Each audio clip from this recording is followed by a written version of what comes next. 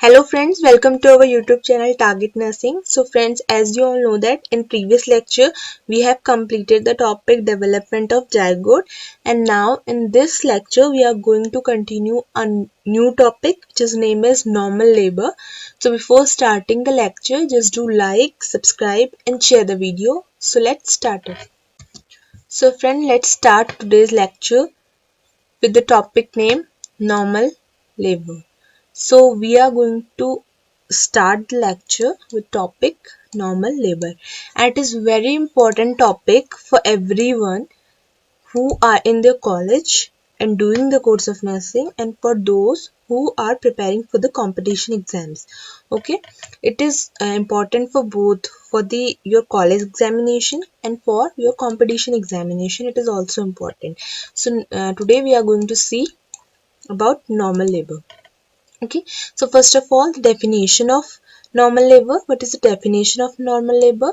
Series of events that take place in genital organ.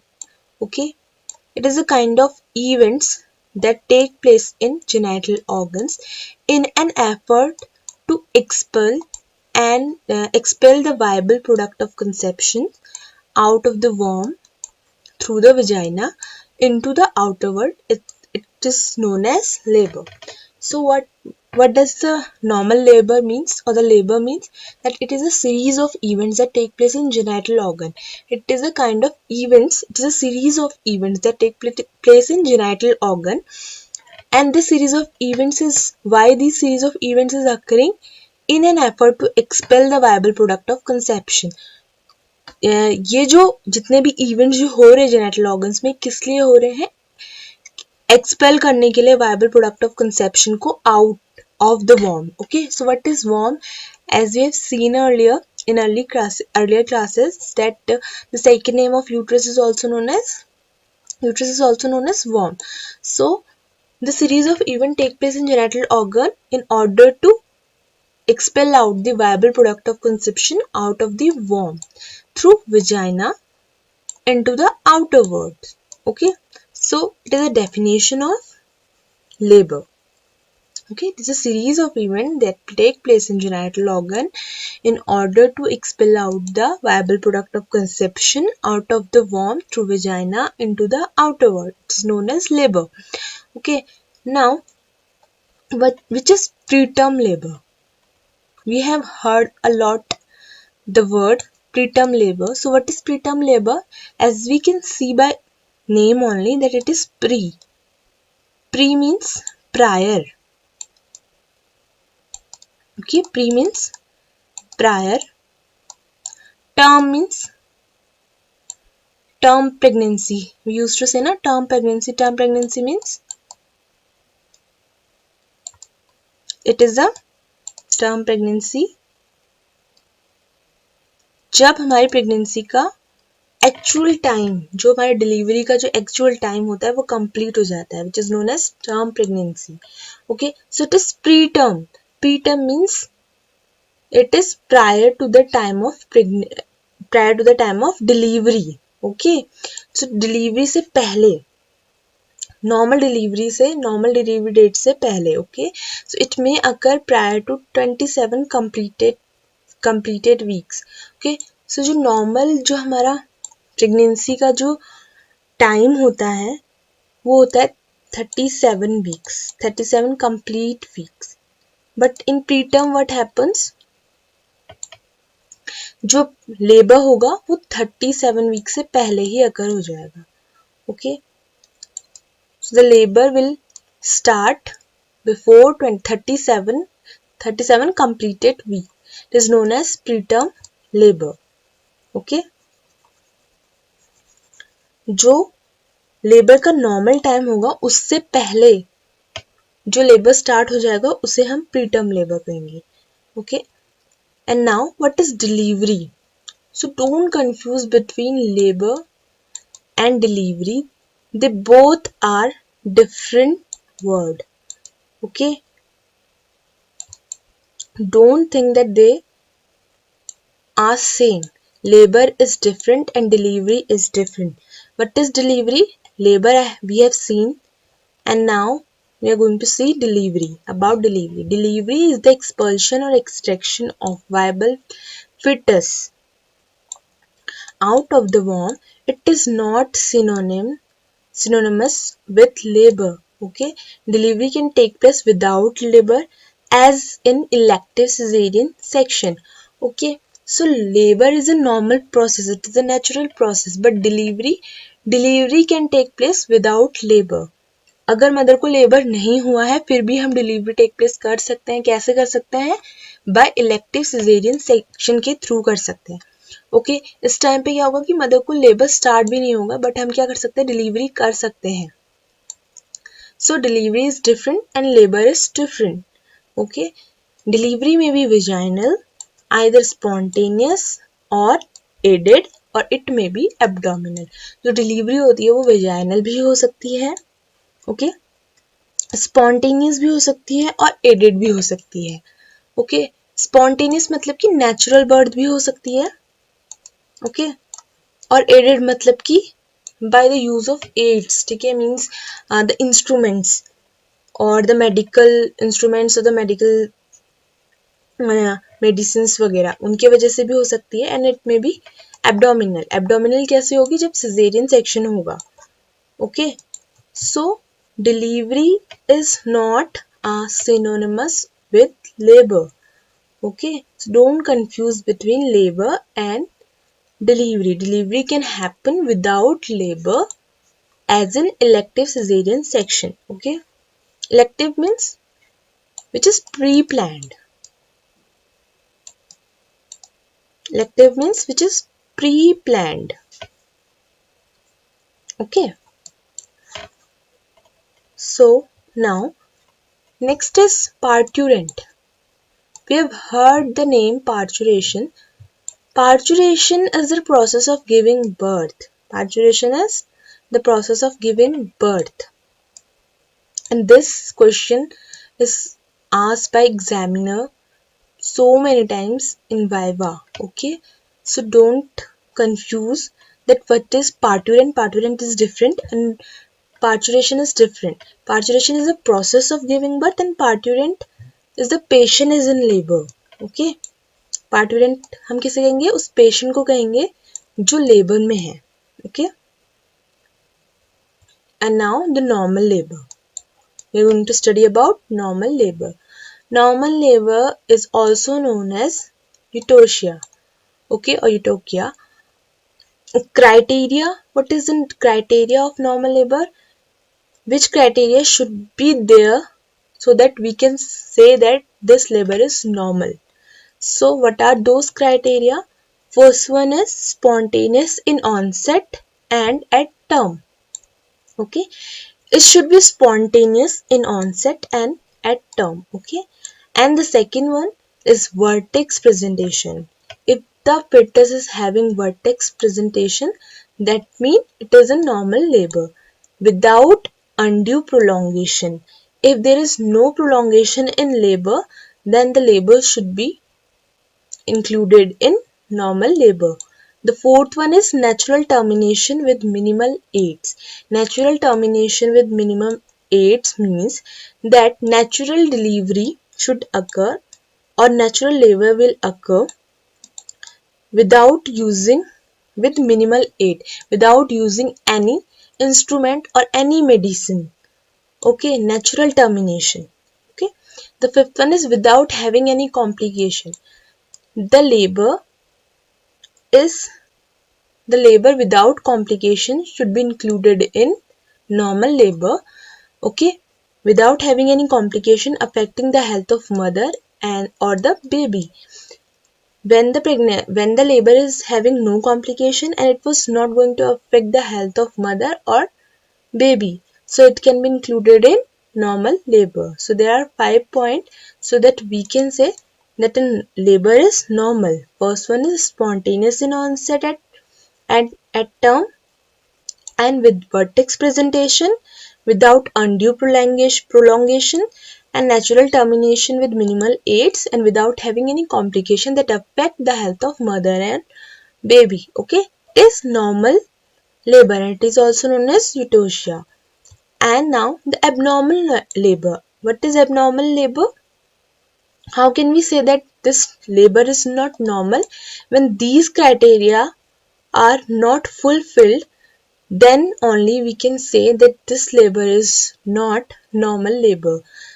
When the labor is not spontaneous in onset, when there is no vertex presentation with prolongation of delivery, and there is no natural termination and use of aids, and having complication which affect the health of mother or the baby. Okay, so once you know that what is the criteria for the normal labor, so automatically you can get the criteria of abnormal labor.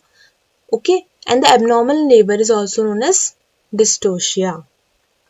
Okay, and so what is abnormal labor? Any deviation from the definition of normal labor. It is called abnormal labor. Okay, so once we have known that what criteria should be there for the normal labor, then we can automatically find that what can be an abnormal labor. Okay, so you should know that what is the criteria for the normal labor. Okay, and now initiation of parturition or the causes of labor. So parturition, we have seen that the process of labor is known as parturition. So we are going to study about initiation of process of labor or the causes of labor.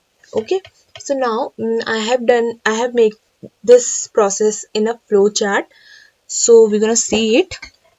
So what happened that when baby moves to downward, now the labor process is occurring.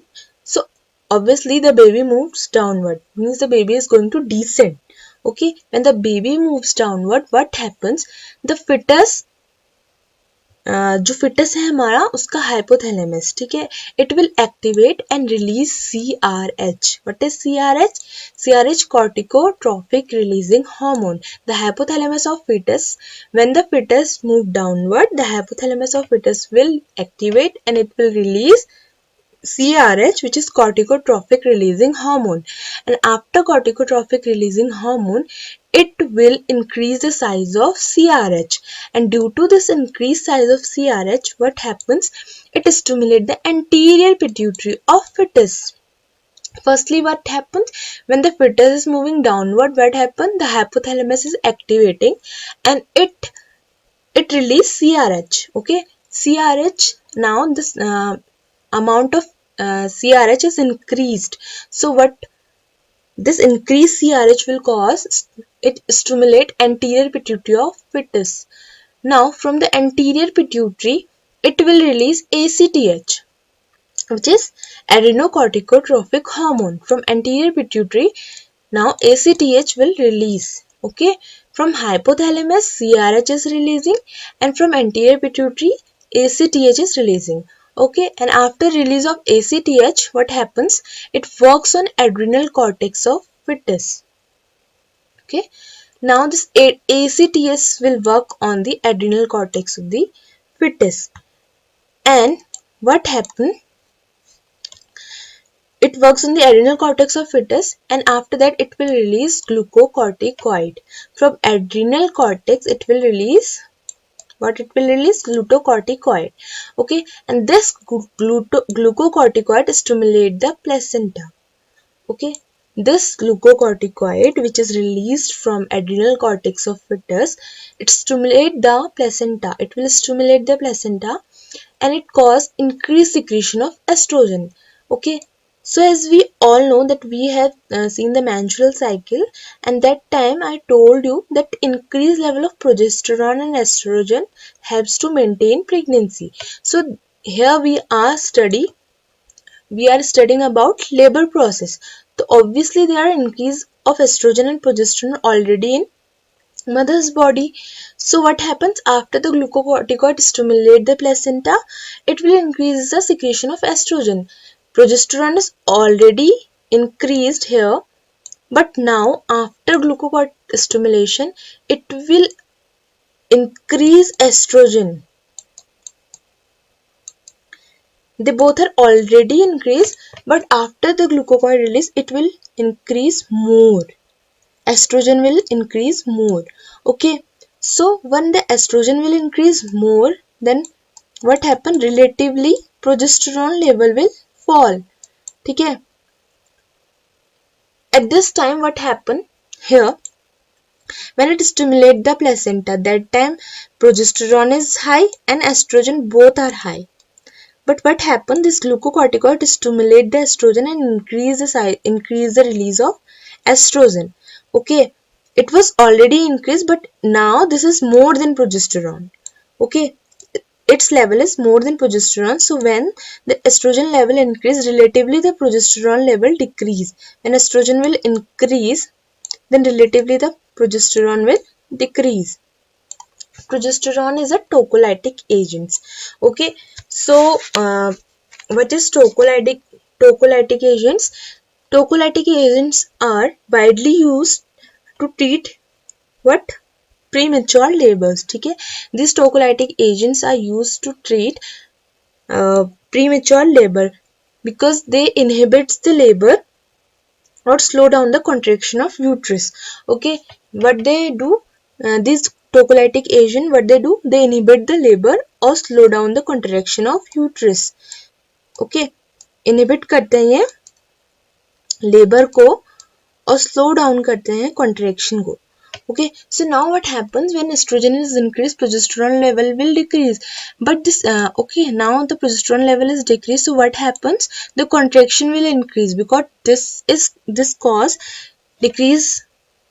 But this causes a decreased contraction of uterus and inhibit the labor. But now what happened? Due to increased estrogen, the progesterone level is decreased. So now the contraction is started and the labor process will start. Okay, so because of increased level of estrogen, okay, now increase the secretion of oxytocin. This increased level of estrogen will leads to decreased level of progesterone that helps to start the contractions. Okay, and this increased level of estrogen is also cause increased secretion of oxytocin, which is also helps in contraction. Okay, and also increase the secretion of prostaglandins. Okay, and increase the level of intracellular calcium ions. Okay, so these three indicates the contraction. These three things, these three process, these three levels, these three secretion causes increased contraction. So when once the contraction will increase, the labor going to start. Okay, once the contraction going to start, then when the contraction is started, then labor will automatically start. Okay, so what happens first? When the baby moved downward, the hypothalamus of the fetus activated and it released CRH, which is corticotrophic releasing hormone, and it increases the release of CRH, which stimulates anterior pituitary of the fetus, and this anterior pituitary now secrete ACTH, which works on adrenal cortex of fetus. This adrenal cortex will release glucocorticoid and this glucocorticoid stimulate the placenta. And because of this glucocorticoid, what happened? There is increased level of estrogen and relatively decreased level of progesterone. Okay. And because of increased level of estrogen, also increased level of oxytocin, increased secretion of prostaglandin, and increased level of intracellular iron. And these three things indicates contraction. And once the contraction begins, the labor started. Okay. So this is all about the process of labor. Okay. And these are also the cause of labor. Okay, this uterine contraction, increase estrogen level, decrease progesterone level. Okay, this corticotrophic hormone, adrenocorticotrophic hormone. This is also the cause of labor. So when you get question like explain the process of labor, so you can make this flow chart. Okay. So this is all for today, and what we have studied today. about normal labor. We have seen the definition of normal labor. We have seen the preterm labor and delivery. What is the difference between labor and delivery? And parturition, parturition, normal labor, abnormal labors, their criterias, and the process of parturition. Okay, or the process of initiation of labor. Okay, so this is all for today. Thank you. So friend, with this we have completed the topic normal labor till the process of initiation of labor. Okay, and the further topic we are going to continue in next video. But before continue our topic normal labor, we have to see some obstetrical terminology. So about this obstetrical terminology, I will take your class in next video. Okay, we will in next video we will see obstetrical terminology. Okay, so don't forget to give the feedback of this video in comment section, and don't forget to like, subscribe and share the video as much as you can. Thank you so much.